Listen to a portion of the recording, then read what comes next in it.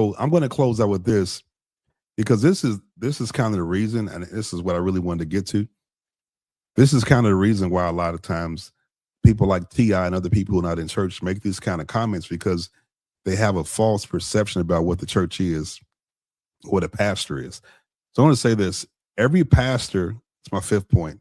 Again, I could make a lot more points about what Ti said is not good, why he's wrong, but I'm just going to leave you with five today.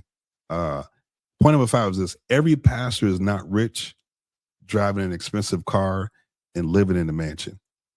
That's not every pastor's story.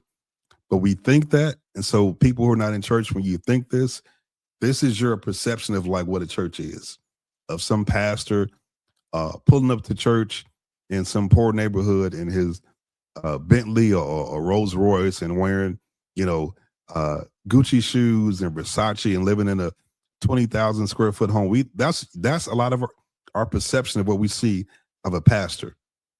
But every pastor, I'm going to say not every, most pastors are not rich. Most pastors don't drive an expensive car, and most pastors don't live in a mansion.